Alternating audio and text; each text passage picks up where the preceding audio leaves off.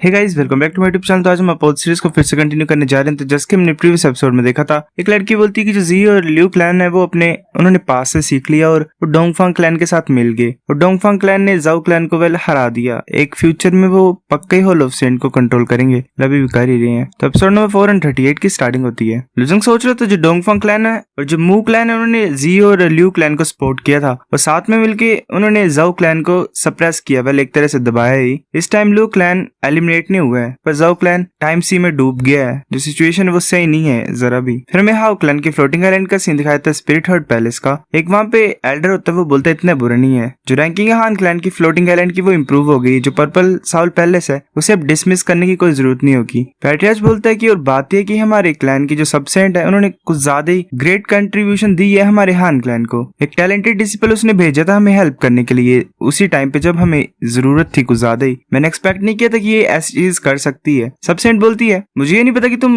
Patriarch बोलना क्या चाहते हो इसके मतलब से। इस टाइम तो जो ग्रेटेस्ट कंट्रीब्यूशन था वो तो रॉयल प्रिंसेस ने दिया है ना। पैट्रियार्च बोलते है अगर अनोनिमस मैन तुम्हारा डिसिपल नहीं होता तो वो इतनी ज्यादा आसानी से कैसे प्रिंसेस से हार गया। वो इंटेंशनली हारा है खुद ब खुद ही। और ऊपर से बात है कि जो गोड स्लिंग स्वॉर्ड है वो अनोनिमस मैन यूज कर रहा था, वो उसकी यूनिक डिवाइन एबिलिटी है ना। आज बहुत बड़ा दिन है हमारे लिए, तो तुम उस टैलेंटेड डिसिपल को यहाँ पे लाते क्यों नहीं हो। सबसेंट बोलती है मुझे ये नहीं पता कि पैट्रियार्च तुम क्या बात कर रहे हो। मेरे पास कोई भी पर्सन नहीं है ऐसा पर्पल साउल पैलेस में। मैंने सुना कि जो अनोनिमस मैन है उसने जो मेरी गोड स्लिंग स्वॉर्ड है वो मास्टर की है बहुत पहले से। और ऊपर से सबसे ज्यादा स्ट्रेंज चीज ये है कि वो इल्यूजरी स्वॉर्ड को क्रॉसवर्ड डिवाइन एबिलिटी के साथ यूज कर सकता है, जो सेंट की एबिलिटी होती है। और ये बहुत बड़ी इंप्रेसिव फीट है। मैं भी बहुत ज्यादा एक्साइटेड हूँ कि जानने के लिए कि वो है कौन। पैट्रियार्च बोलता है तो अनोनिमस मैन तुम्हारे पर्पल साउल होल का नहीं है। सबसेंट बोली जो अनोनिमस मैन है वो मू क्लैन का हो सकता है, वो हान क्लैन या लैंग क्लैन का भी हो सकता है और ये भी हो सकता है कि वो पर्पल साउल पैलेस में रहता है। पर मुझे ये नहीं पता कि उसकी एक्चुअल आइडेंटिटी क्या है, वो कौन है। तो वहां पे एक पर्सन आ रहा होता है, पैट्रियार्च उसे ग्रीट करता है, वो सेंट एम्परर होता है। सभी बोलते हैं कि greeting saint emperor. Saint emperor बोलता है कि अगर जितने भी रूमर्स है वो सच नहीं है तो ऐसा नहीं होता, मतलब जो अनोनिमस मैन है वो लूशु से हारता ही नहीं, वो हान क्लैन के फ्लोटिंग आइलैंड से है और वो खुद ब खुद ही लूशु से हारा है ताकि वो अपनी आइडेंटिटी को छुपा सके।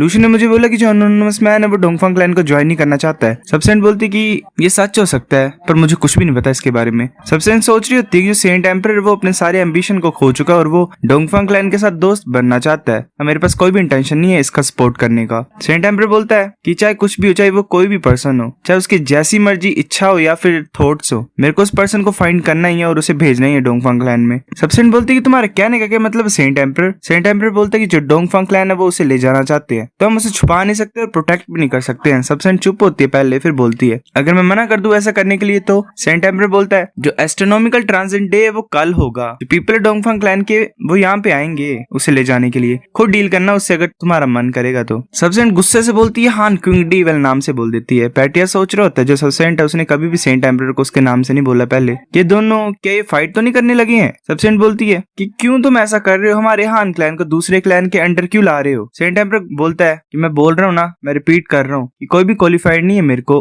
अपना अंडरलिंग बनाने के लिए, ना ही लैंगिया और ना ही मुहाई जी और डोंगफांग का चुन जुन भी नहीं। वो वहां से गायब हो जाता है। तो ऐसा कर क्यों रहा है ये। पैट्रियार्च सोच रहा है कि बोल सकते हैं कि अगर डोंगफांग क्लैन को भी ज्वाइन कर लेंगे तो भी वो बड़ी बात नहीं है। जो लिu क्लैन और जी क्लैन है वो काफी ज्यादा ऊपर पहुंच गए डोंगफांग क्लैन की हेल्प से। पर हाँ जी हमेशा मना करती है सेंट एम्परर को ऐसा करने के लिए। वो सोच रहा होता है मुझे पता नहीं कि सेंट एम्परर क्या प्लान कर रहा है। ऐसे ऑन सरफेस वो चाहता है डोंगफांग क्लैन को ज्वाइन करना, पर अभी उसने इस तरह का रिएक्शन क्यों दिया कि वो किसी के अंडर काम नहीं करना चाहता और मतलब डोंगफांग क्लैन को ज्वाइन करने के लिए मना कर रहा है। अभी ऐसा लगा। सेंट बोलती है सबसेंट कि एब्सोल्युटली इम्पॉसिबल है कि हान क्विंग डी जो है वो दूसरों के सामने ऐसे बनेगा, मतलब एक तरह से दूसरों का अंडरलिंग बनेगा। ऐसा मुझे पता नहीं कि ये एग्जैक्टली ऐसा क्यों कर रहा है, पर मुझे ये डर है कि अगर कोई एडवांटेज लेना चाहता है डोंगफांग चुनजुन का तो वो पूरे के पूरे क्लैन को बहुत ज्यादा गंदे ट्रबल में घुसा देगा। मतलब एक तरह से शायद ये सेंट एम्परर एडवांटेज लेने की कोशिश कर रहा है डोंगफांग क्लैन के लिए। सबसेंट सोच रही होती है हान क्विंग डी ने एक रास्ता चूज कर लिया है, मेरे को भी सोचना पड़ेगा कि मैंने क्या चूज करना है। मैं पहले ये सोच रही थी कि मैं एक सेंट बन जाऊं और अपने खुद के फ्लोटिंग आइलैंड को बनाऊं ताकि मैं वो क्लैन और लिu क्लैन को सपोर्ट कर सकूं।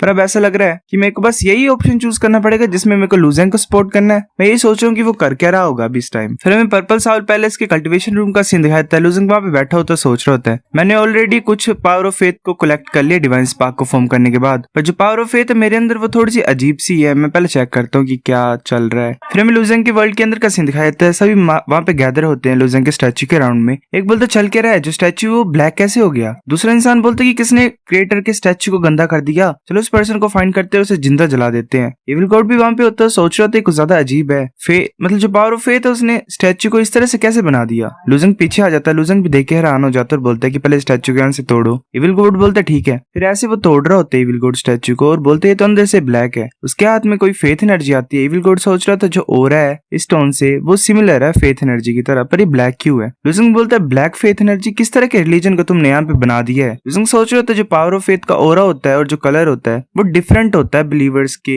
बेस पे, मतलब जो मानते हैं रिलीजन में। जुंजो किंग ऑफ स्लोटर है। जब काउंटलेस डीमोनाइट के मेंबर उसे वर्शिप करते हैं तो एक तरह से किलिंग थॉट्स गैदर होती हैं, इसलिए जो स्ट्रेंथ ऑफ फेथ का कलर है वो ब्लड रेड है। और अगर किंग ऑफ लाइफ की बात की जाए तो उसकी फेथ की जो कलर है वो ग्रीन है, जिसमें वाइटलिटी ऑफ लाइफ है एक तरह से, मतलब लाइफ, और दूसरी तरफ किलिंग इंटेंट एक तरह से। अगर इविल गॉड ने एक कल्ट को एस्टेब्लिश किया है तो ये पॉसिबल है कि ब्लैक कलर की फेथ एनर्जी निकल रही है। इविल गॉड बोलता है कि ये एब्सोल्युटली इम्पॉसिबल है। जो रिलीजन है उसे हमने पुराने तरीके से बनाया, इसमें कोई भी गलती नहीं है। और ऊपर से बात यह है कि तुमने खुद देखा है जो ये बिलीवर्स है मानने वाले, तुम में वो जरा भी इविल पीपल नहीं है। और ऊपर से बात यह है ये इस ब्लैक फेथ एनर्जी को ला पा रहे हैं। जितने भी स्टैचूज है पूरी दुनिया में वो इसी कलर के हो गए हैं। लुजेंग बोलता है वेल मेरे को जरा भी इविल एनर्जी तो फील हो ही नहीं रही यहाँ से, पर मुझे समझ नहीं आ रहा कि ऐसा हो क्यों रहा है। लुजेंग सोच रहा था क्या इसका मतलब पिरामिडल क्यों सीक्रेट टेक्निक को कल्टीवेट करके कोई प्रॉब्लम आ रही है। इविल गॉड बोलता है मास्टर कुछ अजीब सी चीजें हो रही हैं इस वर्ल्ड में और कुछ और भी अपेयर हुआ है, वो इस ब्लैक स्टोन की तरह है सेम टू सेम, प्लीज मुझे फॉलो करो।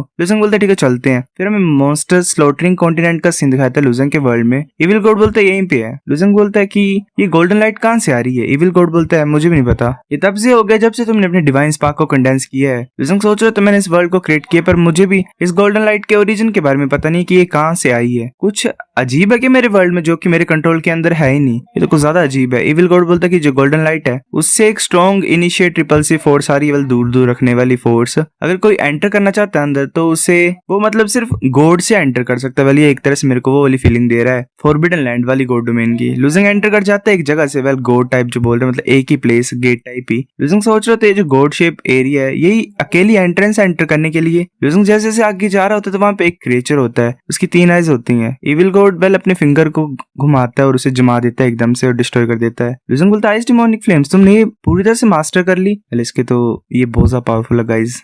इविल गॉड बोलता है शुक्रिया तुम्हारे प्रेस के लिए। मैं सिर्फ यहाँ पे एक ही बार आया हूँ। ये जो डबल हेडेड जायंट्स हैं ये इतने ज्यादा पावरफुल नहीं है, पर कुछ है इनकी तरह जायंट्स जिनकी 10 आंखें हैं, और कुछ तो ऐसे भी जिनके पास 100 आइज और 1000 आइज वाले भी हैं। मैं उन जायंट्स को डिफीट नहीं कर पाया जिनके पास 1000 आइज हैं और फिर वापस जाना पड़ा। लुजेंग बोलता है ऐसे बींग्स भी हैं यहाँ पे जो तुमसे ज्यादा स्ट्रॉन्गर है, मुझे दिखाओ। लुजेंग सोच रहा था कि अगर सही तरीके से बात की जाए तो मेरे अलावा इस वर्ल्ड में कोई भी एग्जिस्टेंस नहीं है जो इविल गॉड को डिफीट कर सकती है।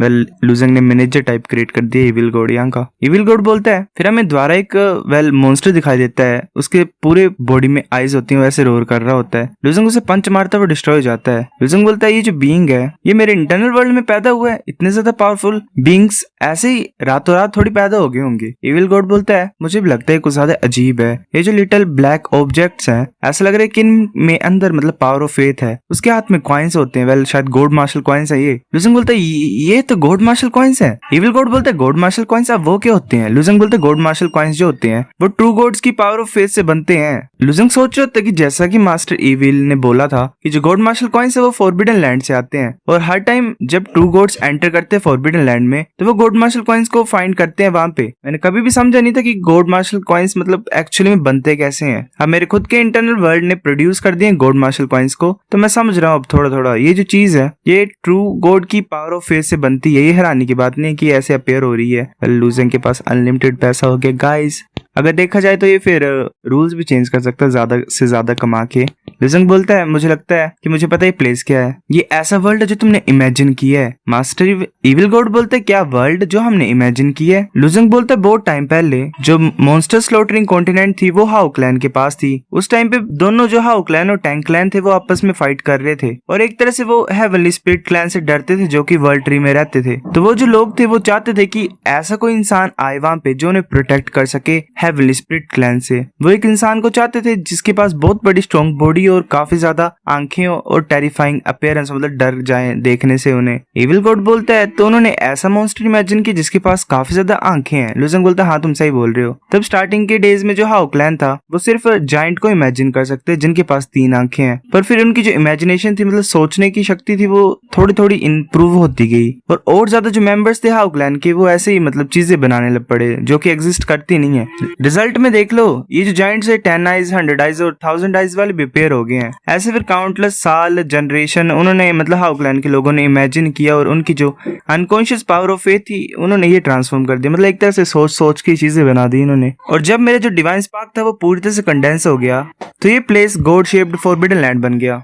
गॉड डोमेन में भी फॉरबिडन लैंड्स है जो कि पावर ऑफ फेथ से बने हुए हैं और ऊपर से बात है कि जो पावर ऑफ फेथ है मतलब जनरेशन से जनरेशन की वो भी फॉरबिडन लैंड के अपीयरेंस को अफेक्ट करती है। मतलब एक तरह से ही ऐसे सोचते जा रहे हैं अगर तुम किसी ऐसा यहाँ पे भी थ्योरी है कि अगर तुम किसी मॉन्स्टर को इमेजिन करो तो वो एक्चुअल में बन जाते हैं। तो वैसा कुछ है इस स्टोरी में भी, ऐसे चल रहा है, ऐसे फॉरबिडन लैंड्स बनते हैं। सो गाइस एपिसोड नंबर 438 इतना था। अगर आपको वीडियो पसंद तो लाइक करनी, बेफिक्र लाइक कर दो, शेयर कर दो, साथ कमेंट करके बताओ। अगर आपको वीडियो कैसी लगी सब्सक्राइब करो। तब तक के लिए बाय।